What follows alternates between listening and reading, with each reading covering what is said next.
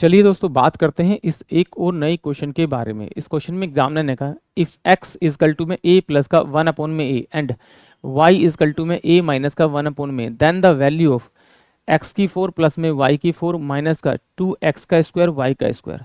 इसको सॉल्व कीजिए और बताइए कि इसका राइट आंसर क्या है। तो देखिए इस क्वेश्चन को करने के दो तरीके। एक तरीका तो यह है आप a की कोई वैल्यू यहाँ एज्यूम कर लीजिए जिससे मुझे x की और y की वैल्यू मिल जाएगी और x y की वैल्यू जब मैं यहाँ रखूंगा तो मुझे मेरा आंसर ऑप्शन में मिलेगा। दूसरा तरीका यह है कि देखिए यहाँ पर अगर ध्यान से देखेंगे तो इसमें कुछ फॉर्मूला बन रहा है। फॉर्मूला क्या बन रहा है, x का स्क्वायर का मैं इसे स्क्वायर लिखता हूँ प्लस में y के स्क्वायर का मैं इसे स्क्वायर लिखता हूँ माइनस का 2x का स्क्वायर इंटू में y का स्क्वायर इजकल टू होता है आपका x का स्क्वायर माइनस में y का स्क्वायर का होल स्क्वायर, क्योंकि a का स्क्वायर प्लस में ये b का स्क्वायर हो जाएगा और माइनस का 2ab हो जाएगा। तो इसे मैं लिखता हूँ a माइनस बी का होल स्क्वायर। तो यहाँ पर जो a है वो क्या है मेरे पास में आपका एक्स स्क्वायर और b क्या है मेरा वाई स्क्वायर। तो यहाँ रखूँ तो ये वैल्यू बन जाएगी।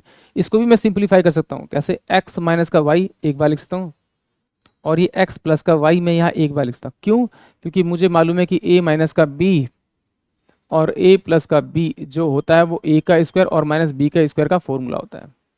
ठीक है, अब यहाँ देखिए अगर मुझे x प्लस वाई की वैल्यू निकालनी तो इन दोनों को मैं जोड़ूंगा। जैसे ही मैं इन दोनों को जोड़ूंगा तो मेरे को जोड़ने के बाद में ये 1 में a और 1 में कट जाएगा, यानी कि 2a इसकी वैल्यू आ जाएगी। यानी कि इसकी जो वैल्यू आई मेरे पास में आपकी वो 2a आ जाएगी।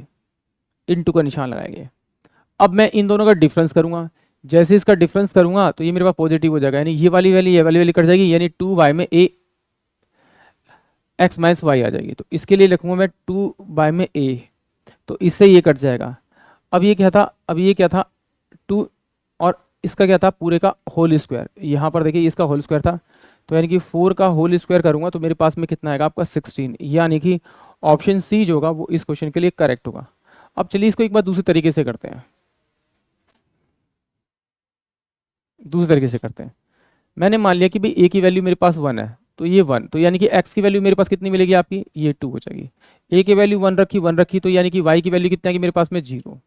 तो इसका मतलब ये y तो 0 हो गया, ये 0 हो गया, यानी x की वैल्यू 2 है और 2 का अगर मैं 4 करूंगा तो मेरे पास में 16 आएगा। यानी कि ऑप्शन सी इस क्वेश्चन के लिए करेक्ट होगा। आई होप आप सभी क्वेश्चन समझ में आया होगा।